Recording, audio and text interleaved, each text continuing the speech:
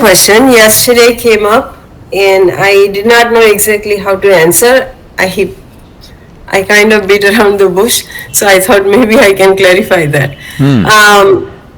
The question was that Shankaracharya ji says that Gnana and Karma cannot go together. And we accept that Gnana, when the Karma is happening, Gnana is not happening. And to have the Gnana, one has to drop Karma, then otherwise one keeps going into the cycle of Karma. And the question came to me was that we are all doing karma. If we stop karma, how would that be possible? So I try giving the example that it's not the way of doing karma. I give the example that Swamiji is also doing karma, but Swamiji knows that Swamiji is a karta, and the karma is happening. Karma is done by the body, and the Prakriti is doing the karma, and so the Akartrutva is there. So then the question came back is that, well, but we are not there, so we still have to keep doing karma.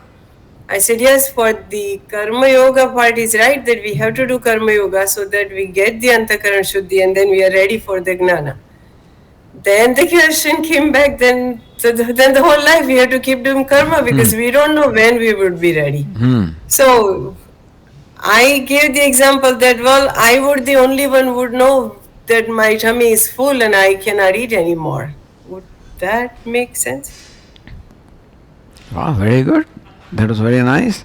So what is meant when Shankaracharya says that pursuit of karma and jnana? What it means is the pursuit of karma, yoga, and pursuit of jnanam, they cannot take place simultaneously because pursuit of karma requires maintenance of kartrutva and pursuit of jnana requires becoming free from kartrutva. So they require two mutually contradictory dispositions of mind. So performing karma requires a disposition of mind where I accept myself as a karta. Pursuit of knowledge requires me to have a disposition of mind where I want to see myself as a karta. In that sense, the jnana and karma cannot go together. That's what is meant by Bhashyakara, meaning that the whole discussion comes in this way, that the Mimamsakas insist that you can never give up karma. Vedas say that yavan jivam agnihotram jahoti, meaning that you should perform your duty as long as you are alive. Bhashyakara says that yes, that statement applies, but there are exceptions to that statement. And a wise person is an exception, in as much as he becomes free from kartrutva, and therefore he cannot perform any deliberate action. So what is meant by Mimamsakas is that you must perform deliberate action as your duty, which are bound to do. In short, in kartavya, there is a compulsion that you must do this, that inner compulsion. Bhashyakara says that the inner compulsion is a manifestation of bondage because there is a compulsion. And therefore liberation means even freedom from that compulsion. Not that a wise person may not perform karma. There is no compulsion to perform the karma. And kartavya means something that has to be done. That tavya pratyaya means that kartavya means that which has to be done. So when kartavya is there is a compulsion that it has to be done. Therefore, that kartavya and jnanam, that I am a karta, they cannot go together. So what we are saying is that wise person is free from the need to do kartavya, not just karma.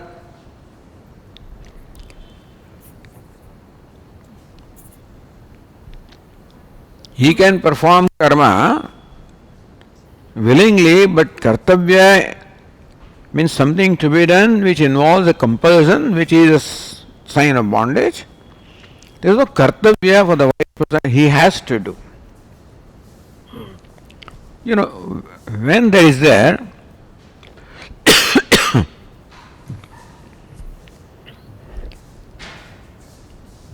अभी गरम कर सार. So,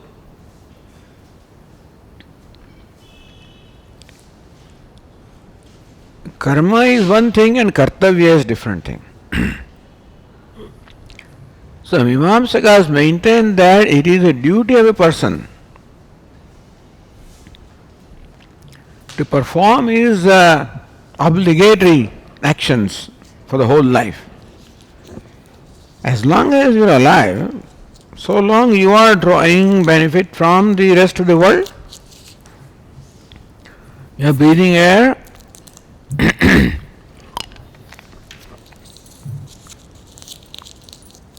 You are using all natural resources.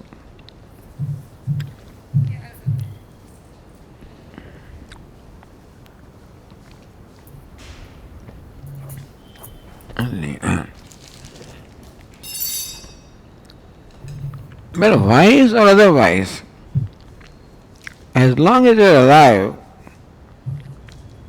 you take the benefits of the rest of the world to sustain your body. So wise person also sustains his body.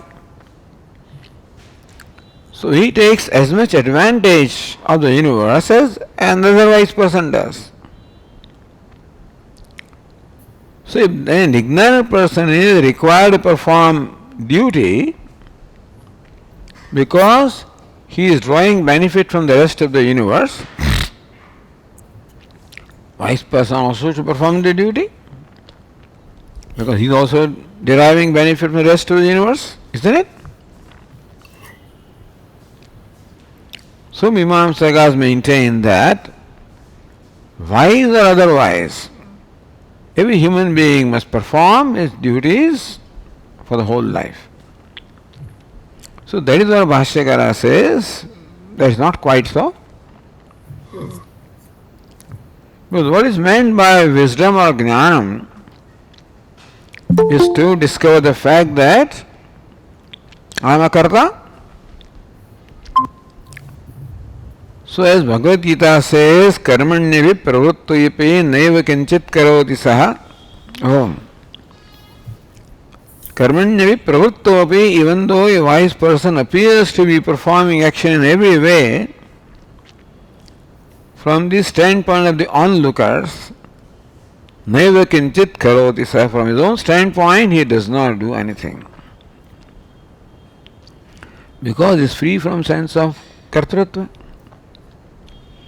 Therefore, in this rule, that every human being should perform the kartavya or duties as long as one is alive, a wise person is an exception because he doesn't have a sense of doership, does not have this identification of upadhi, and therefore he does not ask for favor of any kind.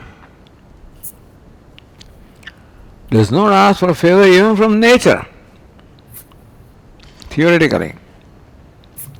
Prajahati ada kaman sarvan partha manogatan. All kamas, expectations, the demands are all given up. So he totally, ideally depends upon Ishvara. Ishvara takes care of his yogakshema. He does not ask for it. If he asks for something, then there is an obligation. But Bhagavad Gita says that he does not have attachment even for the means of his sustenance or survival. So wise person is an exception to the rule. One should perform duty for the whole life. Wise person is not a person. Therefore that rule doesn't apply to. This is what Bhashyakara says to Mimamsakas. So this is where lots of debates happen in Bhagavad Gita. Mimamsakas cannot realize that there can be a person who is performing, still not performing. That is something beyond their understanding. They say that you are eating and drinking, that's what you are doing. But the Vedanta then says that you are as though eating and drinking. In which case, that sense of obligation is not there.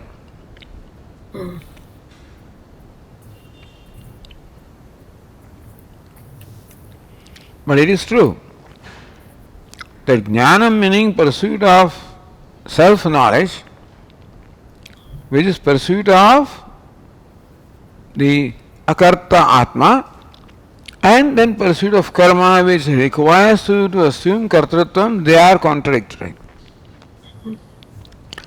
So jnanam, karma cannot go together for a wise person. For a seeker, they can go together. As long as I have the sense of doership, so long as I perform action for antakarana shuddhi, and I can also pursue knowledge, nothing wrong in it. Just as Arjuna is doing, for example. Just as we are all doing. You see what happened in the olden days. This way of pursuit of knowledge, when they remain in their own station and still have the benefit of listening to Vedanta, Bhagavad Gita, that did not exist at that time.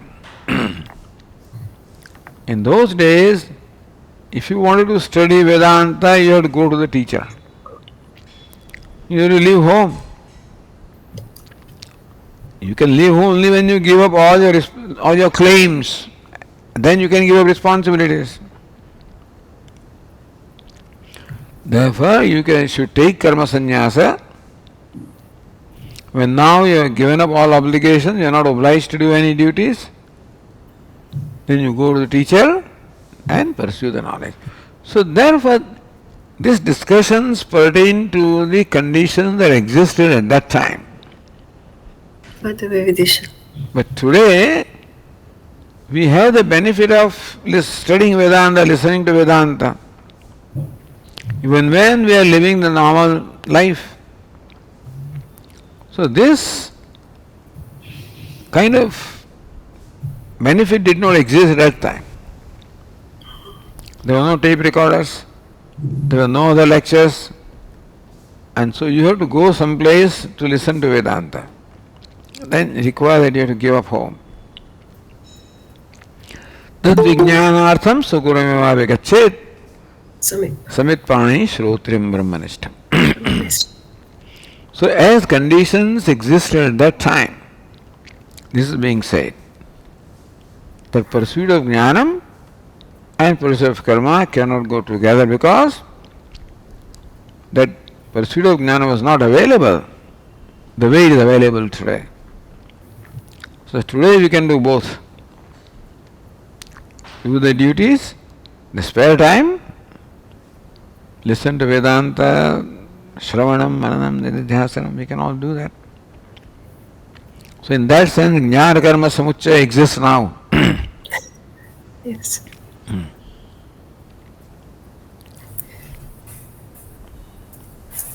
Yes. Thank you, Swamiji. Yes.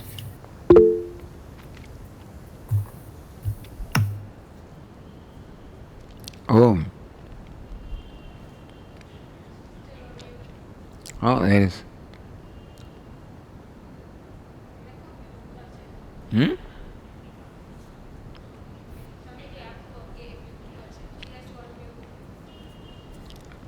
You have to unmute.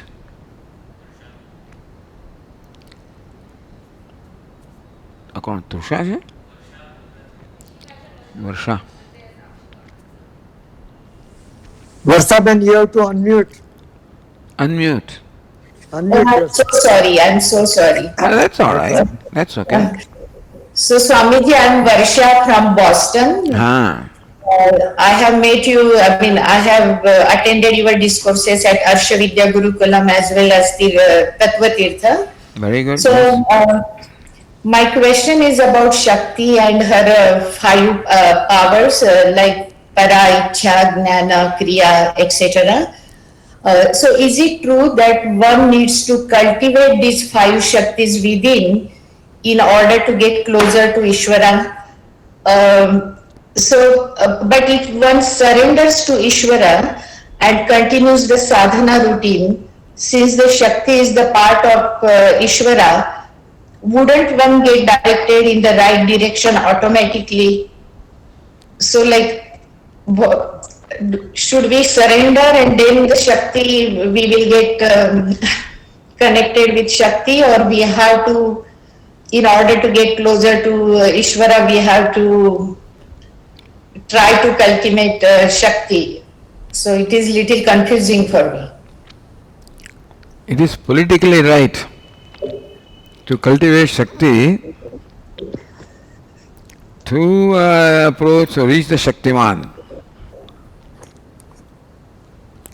So we are doing it in one way or the other anyway. Even if you do not worship Shakti in a given form, we are worshipping Shakti. As you know, we have this threefold power. Jnana Shakti, Ichha Shakti, Kriya Shakti. Within ourselves, we have the power to know, power to will, power to act. So we have to cultivate these Shaktis anyway. We are pursuing knowledge, that way we are cultivating the power to know. You want to purify our mind, that way we are cultivating power to, will purify. And want to perform the right actions, power to act. So, even in doing what is right, you must know, number one, what is right. That is jnana. That's the will to do what is right. And then the action to do what is right. Because to do what is right, first of all, require what is right, understanding of what is right. Sometimes what is right may not be pleasant. Then it requires a will to do what is right, even though it may not be pleasant. There are sometimes the choices, what is right and what I like. Sometimes what is right may not be what I like. So my mind may not cooperate in doing what is right because it doesn't like it. At that time I require the will to control my mind and do what is right whether I like it or not. So that way the will also has to be controlled. It requires knowledge, requires will, and then putting that into action requires karma. So Jnana Shakti, Ichha Shakti, Kriya Shakti. So symbolized by Jnana Shakti, the Devi is Saraswati. Ichha Shakti, Devi is Lakshmi, Mother Lakshmi. And Kriya Shakti is Durga. So Durga, Lakshmi, Saraswati, or Saraswati, Lakshmi, Durga. Okay, thank you. So it's a good idea to worship the Shakti anyway because we need them. We need the grace of Shakti because what you require is Shakti to understand what is right, to will what is right, to do what is right. Each one requires its own kind of Shakti. So then in that case, mind will remain active when we are trying to do this, recognizing the Shakti, then mind will be active. Well, depends on what is required to be done. Sometimes we may want to think and contemplate. So, that time mind may not be very active. So you want to listen to some lecture, you want to think about it, meditate upon that. So in each case, the state of mind is somewhat different. And so you invoke that state of mind to do what is to be done. But first comes the Jnana Shakti, understanding what is right. Secondly comes the willpower to do what is right. Third comes the Kriya Shakti, doing what is right.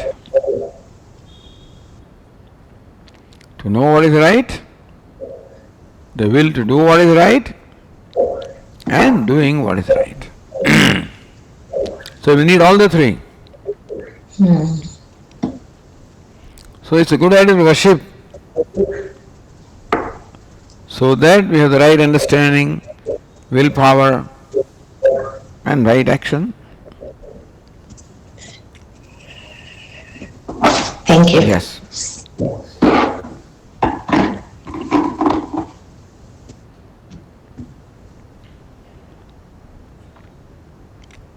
Anybody else?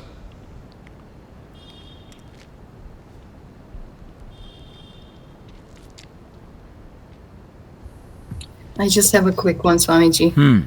So, just generally speaking, the sambandha between the drashta and the drashya. So, if we can let the drashya be jad. It shouldn't matter to establish, as long as the drashta is aware, as long as the drashta recognizes the drashya, the sambandh can still be there, right? Just generally speaking, not in the context of what we discussed in class, but just general sambandh between drashta and drashya. You see, what was said in the morning was that Adhyaksha is Drashta and Ahankara is Drashya. Adhyaksha cannot be Drashta because it's Nirvikara. If there is Drashta, then it's connected to Drashya.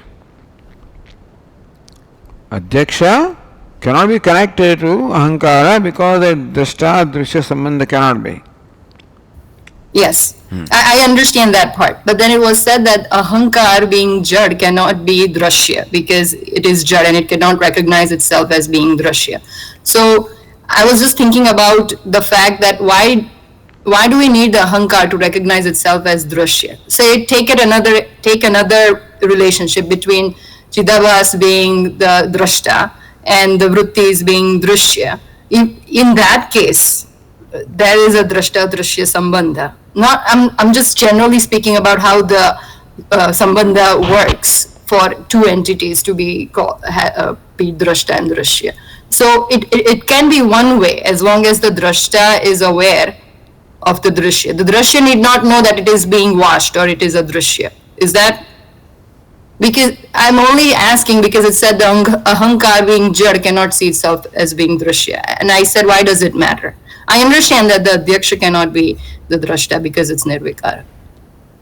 But just the latter part. Right. Ahankara also ultimately be enlivened by Chidabhasa. The whole idea is the inclusion of Chidabhasa for Drashta Drashya also to take place.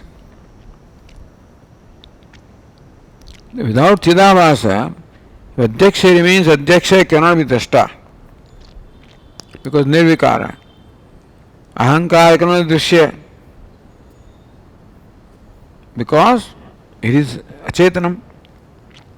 Chidabhasa will solve this problem. That Ahankara also will become enlivened. So the drishya needs to be enlivened in order to be called a drishya. Is that, you said ahankara also will be enlivened because of Chidabhasa? Yeah. Because when we take the example of the white pot, The whiteness being separate from the pot. The whiteness is jadam. It does not need to be enlivened as such, as long as the pot. And you see what I'm saying? I'm trying. It's difficult for me to. I'm hung up at the fact, like, why does the drashya need to be enlivened? Why cannot the drashya remain drashya? As long as the drashta is enlivened, there still could be a sambandha between chidabhasa and ahankara, even if ahankara is or a vritti or a vishaya padartha, bahaya vishaya padartha. The drishya must become the vritti. The ghata must become the ghatakara vritti. Then the chaitanya in the vritti illumines that ghata. Yes. Yes. That was the missing link. Yes. Yeah. Yes. Hari Om. Okay.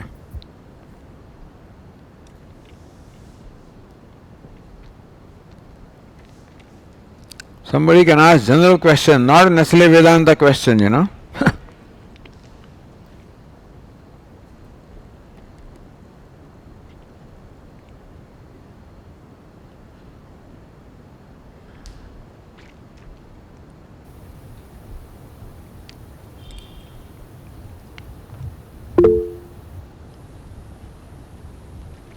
Kita. Hari Om Swamiji. Hari Om. Yeah, Swamiji, yesterday we listened that while having Bhojanam, chapter number 15 was chanted. So I have heard this even in Chinmaya Mission ashrams. So I just understand one shloka, Aham Vaishwanaro Bhutva Praninan Deham Ashrita, that where the Lord digests the food. Right. So in that context, it becomes relevant that we chant chapter 15. But I think only one shloka is relevant. Then why do we chant the entire chapter number 15? The Before having eaten other meals? verse also, Pushnami chaushadhi sarvaha somo bhutva rasatmakaha. Lord Krishna says, as Soma or as moon, I nourish all the plants and vegetables and become the food. So therefore Lord himself becomes food also. And then he becomes also the fire to digest it. Sarvasya chaham hridisannivishtaha. I am the indwelling self in all the beings, so the one who eats is also himself. The food eaten also is himself. What they digest also is himself. So all the vyavahara is carried out by Lord himself. So there were several verses that are relevant. Not just one verse. And of course, it gives an opportunity when you recite that chapter to spend a little time on understanding the meaning also, then you can contemplate upon the meaning also. So that way it's a good opportunity. And these verses are relevant also to what we are doing. And there in the Bhashyaka Shankaracharya explains, while consuming food, you meditate upon this fact that the eater is fire, Agni, eater is Soma, Soma is moon, the Bhokta is fire, the Bhojya is Soma. Then this meditation also helps eliminate all the defects that may be there in the food.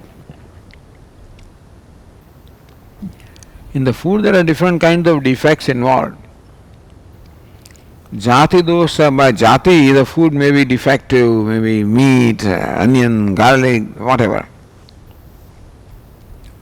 Svatva dosha, it may be bought by money which is not, earned through right means.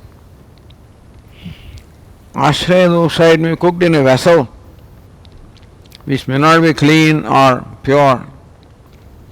cooked by a person who doesn't have the right attitude, So all these kind of doshas will enter the food. So when we eat the food, we are also eating this kind of dosha, the defects or the blemishes goes along with the food. But there are those who insist upon cooking themselves. There are those who never go, they do not eat food cooked by somebody else. Or at least they don't go out somebody's home or whatever to eat food. To remain free from these possible blemishes also. But while deciding this chapter and perhaps thinking while eating food also, that may help you become free from these doshas.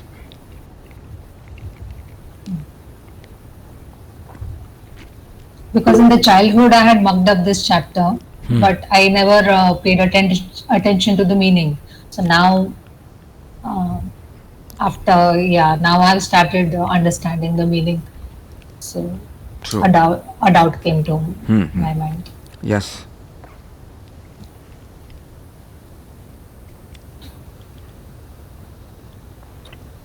Swamiji, just going back to whatever Swamiji said about the doshas in the food, and in most homes in those days, this was practiced, right, Swamiji, that they would not go out and eat in anybody else's house. They would cook it at home. But the color that has been added to this is that it was because of caste and things like that, right, Swamiji? That's how the society has come to believe that, you don't go eat in somebody else's house because they don't belong to your same caste or whatever. So that has taken a different shape and meaning these days. I don't know how to even explain these things to our children, because even our children kind of believe that we are still into this casteism and all that in India, Swamiji. At least the children that are growing up here, they get to read a lot of these, articles that come up in the papers, and then they tend to believe that still exists in India. Although I try telling them, no, that's no more there, and this is how Varnashrama was, based on the profession and such. But I think there has to be some kind of a talk on this particular subject, Swamiji, so that they get to know that it is because of these things that people didn't go out and eat or eat in somebody else's place,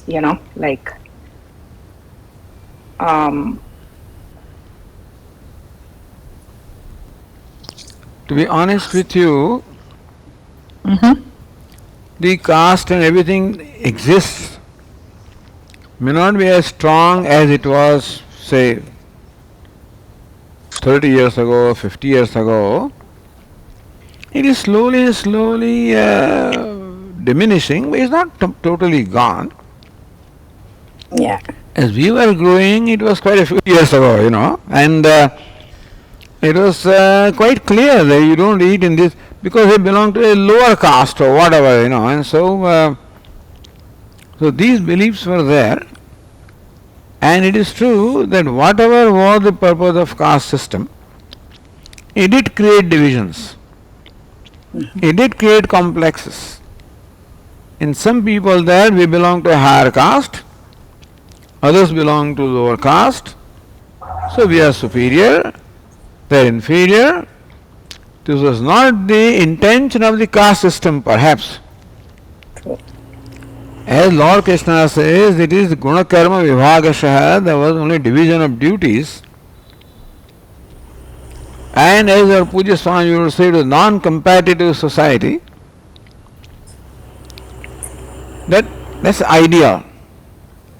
But then the fact remained that the Brahmanas were looked upon because they were scholars and they were teachers, so they were more revered. Kshatriyas were doing different things. So everybody had a social status. So idea of the social status, the caste divisions and the class divisions, etc., they did become quite embedded in the mind.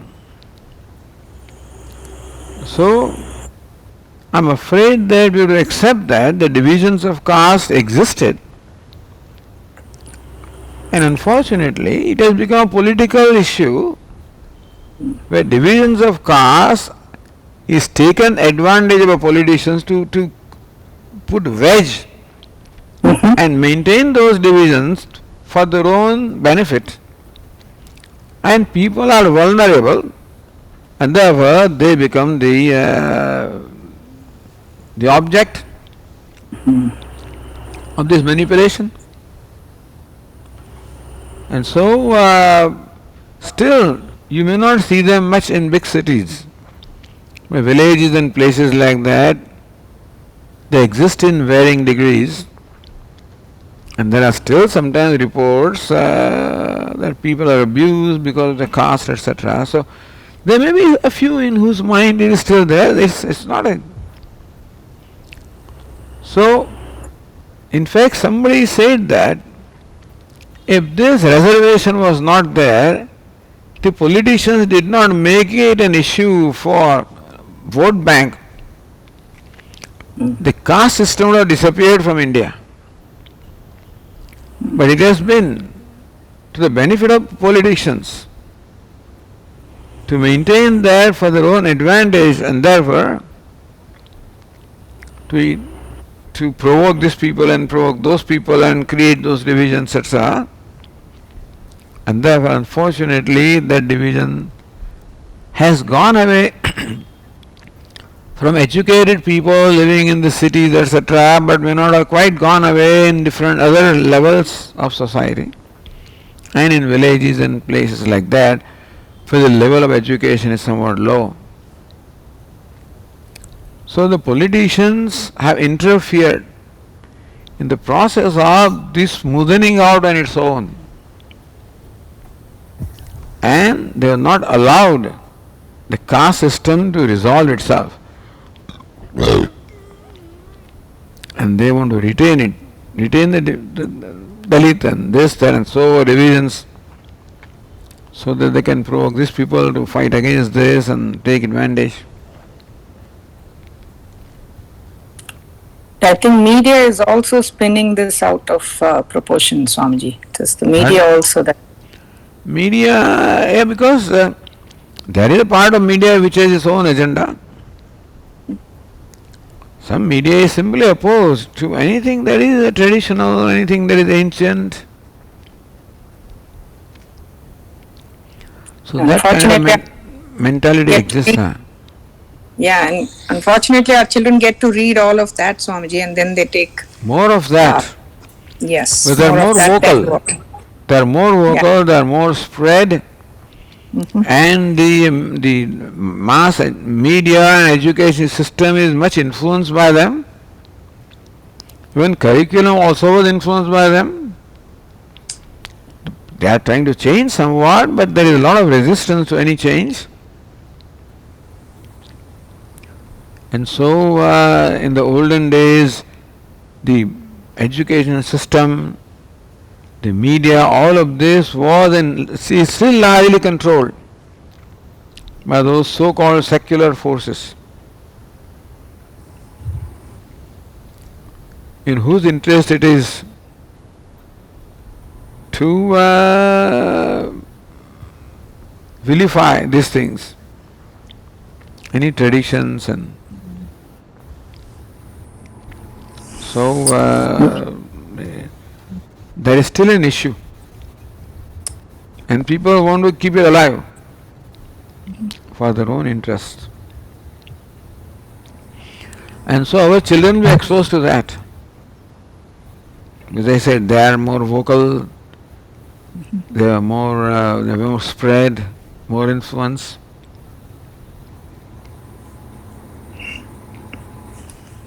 Thank you so much. Yeah.